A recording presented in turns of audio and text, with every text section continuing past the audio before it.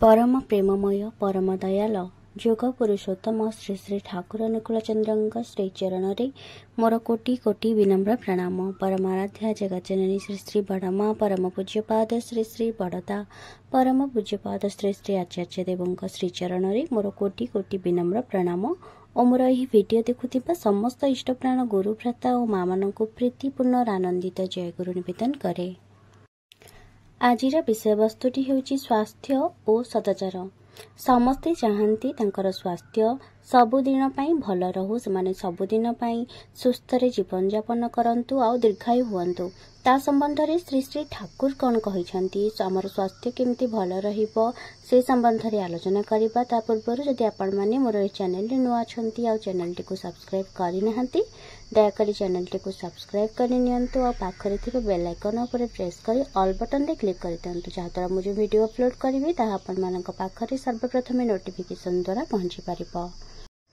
श्री श्री ठाकुर अनुकूलचंद्र कहिसंती, अस्पृश्यता को वर्जन कर भल, सेथिरे क्षति नाही, किंतु सदाचार को विदाय दियना।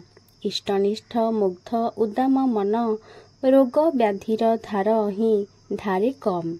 आनंददीप्त मन जदि शुभ परिचारी पारिपार्श्विक पाए, दुस्थ बा अस्वस्थ हुए क्वचित।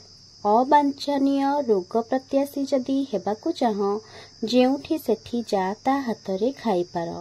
आउ स्वास्थ्य ही जदि काम्य हुए, सदाचारी हेबा ही भल। माछ मांस मादक जहा सत्ताकु स्वस्थ रखाई दिए ना, ताहा आयु को कमाई ही देई थाए। विधानर विपर्ययी परिपोषण द्वारा माछ मांस खाइले मध्य ताहा सर्वदा खाइबार नुहे, एवं सेगुड़िकर विषक्रियार प्रतिषेधक मध्य खाइबाकु हुए, जेपरी दही इत्यादि। तद्वारा सेगुड़िकर दुष्टक्रिया केतेकांशरे प्रशमित होई उठे। खाद्य हेबा उचित सहज पाच्य, पुष्टिकर तृप्तिप्रद, शरीरर न्याज्य पोषक, सदाचार संसिद्ध अर्थात जीवनीय सात्विक स्वादु। आघात अभिभूत वेदनारे भांगी पड़िबा शंकित मन व्याधिर आकार। आउ ताहा जेतेबेले व्याहत तार अनुरूपक परिस्थिति पाए, सेतेबेले फुटंत होई उठे, ध्वंसर रूप धरी मृत्यु को डाके। मन को उद्बुद्ध कर, अनुरूपक व्यवस्था मध्य कर। व्याहत तार रक्षा पाइबा सहज होई उठिब। व्याधिर जनक हेला चिंता, जननी हेला तत्परी पोषणी परिस्थिति, जार भितर देई वैधानिक विकृति जन्मी थाए। आउ निराकरण हेउछि परिस्थितिर सत्ता पोषणी विन्यास। चित्त संघात अपसारिणी व्यवस्था भितर देई फुल्ल उद्दीपना एवं वैधानिक विकृतिर निराकरण उपयोगी औषध ओ पथ्य। शरीर किंतु तन्मुहूर्तरे ही व्याधिर आकार होई उठे, जेतेबेले विहित करणीय गुड़ी को अवज्ञा करी समय को खत्म करी देई वृत्ति बेहोश आलस्य प्रशय पाए। आउ एई आलस्य ही सेतेबेले अजच्छल भावरे उछुली उठे, मरण दुंदुभि बजाई साबाड़ डाके आ। असुस्थ बा असुस्थर परिचर्यारत जेउमाने सेमानंक द्वारा पानाहारर कार्य कराइबाकु जाओना। सेमानंकर परिचर्या कर, किंतु ताहा प्रतिषेधी आचरण पूर्वक। तद्वारा संक्रमण हाथरू अनेक परिमाण रे रक्षा पाइब। निजे असुस्थ थाई जेते दूर पार सुस्थर सेवा करिबाकु जाओना। मनीष आपणार किंतु रोग नुहे, एई सेवा ताकु मध्य असुस्थ करि तोली पारे। रोगीर सेवा करिबाकु जाई रोगर सेवा करना। तुमर फंदी फिकर बुद्धि तत्परता जेपरी रोगीर रोग निरामय ही करे। नजर रख ताहा रोग पुष्टि न आणे जेपरी। एठारे श्री श्री ठाकुर अनुकूलचंद्र कहिसंती जे मुह धोई अर्थात कुलुकुंज करी तुमर खाद्य पात्र ताहा पकाइबाकु जाओ नाही। तुमर लाल ग्रंथीर उत्सेचन सेथिरे विकार सृष्टि करिपारे, जहा फलरे सेही पात्र सुमार्जित न हेले सेही पात्रस्थ अन्न पानीय दुष्ट होई उठिपारे। ग्लास रे मुह लगेई पीले मध्य सेही दशा हुए। तेणु उपरकू टेकी जल पीवा मध्य सदाचारर अंग अटे।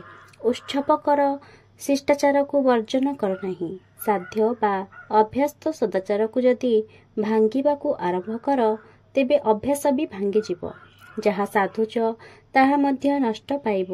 अनुशासित व्यक्तित्व विधि विनयनी धृतिर प्रकट मूर्ति ईश्वर ही विधाता।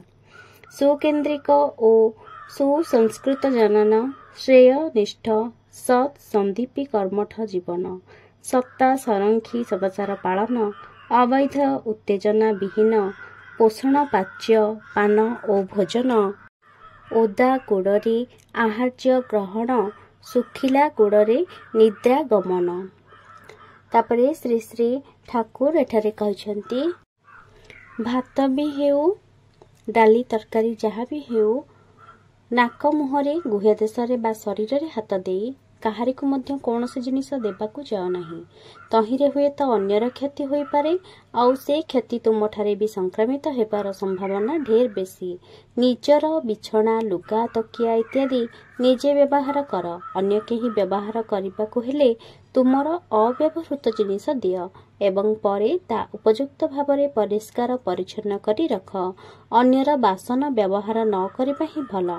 करिले भी उपयुक्त भावरे परिशुद्ध करी व्याधि मुक्त निकट गुरुजन व्यतीत काहारी भी ऐंठा पात्र रे खाइबा ठीक नुहे। एगुड़िक छोट जिनिस हेले मध्य असतर्क चलन रे चलिले खूब क्षतिग्रस्त हेबार संभावना अछि।